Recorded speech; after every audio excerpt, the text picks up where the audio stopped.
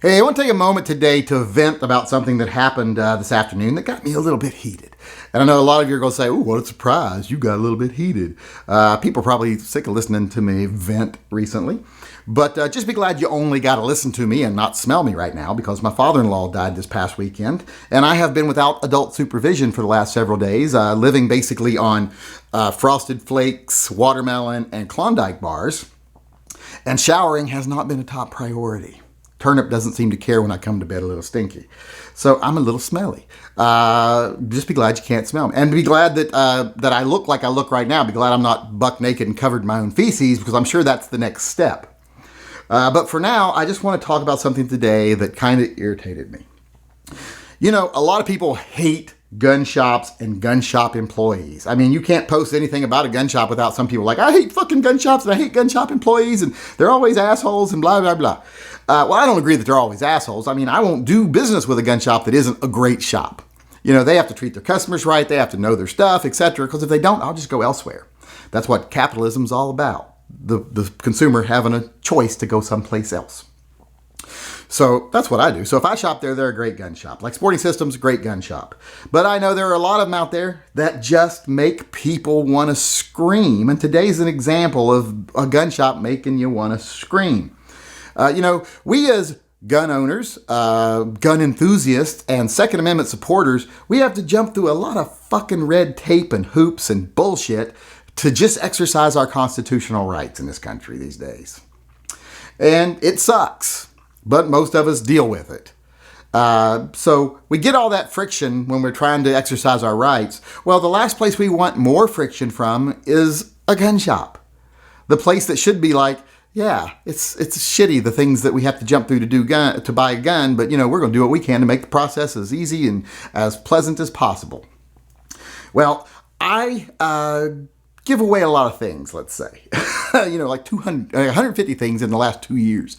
But I don't think anyone needs to be told what they are. Basically, once a week, we choose someone who can't afford to exercise their Second Amendment right and can't afford to protect themselves with a firearm. We provide them with a certificate that they can use to obtain a firearm, even though they can't afford one. You know, they just go through the normal process, but they use a little gift certificate for payment instead of cash money that they don't have. We do that every week.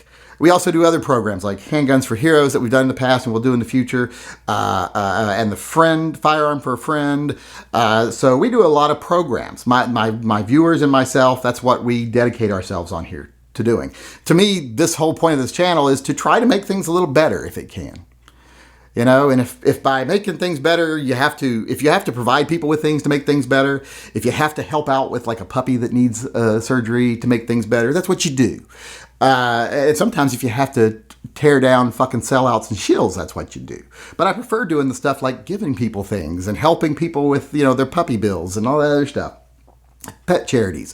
But we give away a lot of stuff. I think I know what everyone's talking about. Now, when we choose a friend every month, the friend thing, when they choose a friend every month, they get basically a gift certificate. They get a cash amount that they are allowed to spend on a list of pre-approved items that they want, or they can just take the cash value gift certificate, and then they can go buy bras and panties with it for all I care. And the women can buy whatever they want. I don't care either. But they buy what they want. Well, we just had a winner who decided she wanted to buy something. I got her gift certificate from Grab a Gun, and then she used it to purchase a Cimarron. And that Cimarron went out, arrived at the dealer. Well, I get an email from the dealer saying, "Hey, this gun came to you, blah, blah, blah." I'll show you the email here. Now, at first, I wasn't going to show their name or anything, so I blurred it out on this picture. But since I got this picture, they've doubled down on their bullshit, so I'll just tell you their name. There are the Atascosa Tactical Supply in Atascosa, Texas. I hope I'm pronouncing that right. Texas, is that how you pronounce it? But here's what they sent me. They sent me something. After we'd already talked a couple of times, they said the packing slip says shipped to David Atkinson. We assumed that is the customer. Well, I am the one who bought the gift certificate, so my name was on the payment information for the gift certificate. Please send me something that's stating this is for Tara S. I am to only transfer the firearm only to the purchaser. That's a weird sentence. To avoid straw purchases. Well, I emailed them back saying, well, it wouldn't be a straw purchase unless she's a prohibited person, which I was hoping that as a gun shop they would understand and they wouldn't make this a big deal, because I don't have time for big deals. When you're doing this weekly, if it wasn't for Sporting Systems, like Luke over at Sporting Systems, and if it wasn't for Vincenzo Lombardo and his guys that help choose the actual winners every week, and if it wasn't for Grab a Gun that helps me with online transfers and gift certificates and everything else, I wouldn't be able to do this. There's just no way I would be able to stay focused long enough to get this stuff done. So, and it's a big strain for everyone who's involved. It's a lot of time, especially for Luke and all these other people that have shift stuff. So when another part of the chain wants to be a fucking dick, it makes things really difficult. And like I said, this is in no way a straw purchase. It could not be a straw purchase unless she was a prohibited person, because she basically is just picking up an item from you, filling out the forms, and she's taking the gun. It's for her. Even if I just said, here's the cash, I could stand next to her and hand her the cash and she could buy it. It wouldn't be a straw purchase if the gun is for her. If you're thinking that maybe she's going to pick it up in Texas and then bring it back to me in Washington, that's the only way I could think you would ever think it was a straw purchase. And that doesn't make any sense. And here's the thing. Legally, it doesn't matter how it's paid for. Gift certificate, someone else loans you the money, whatever. If you give handies in the parking lot to earn the money to pay for it, doesn't fucking matter. All the FFL has to know is you fill out a 4473, you can legally possess a gun, and you said that gun is for you. After that, if you decide that the gun isn't for you and you give someone else, that's a straw purchase. If they gave you money, you bought it for them, and they're a prohibited person, that's a straw purchase if you transfer it to a prohibited person. Knowing all along that that's what you were going to do. It's not even a straw purchase if you buy a gun, decide you don't want it, and then you later sell it to a prohibited person. That's not a straw purchase either. You just sold it to the wrong person. That's not a straw purchase. So I can't give you money to go in and buy a gun for me, especially if I'm a prohibited person, and I really can't do it anyway because if I'm just trying to avoid doing the paperwork, there's rules about that too. But I can give you money to buy anything you want, and there's nothing wrong with it.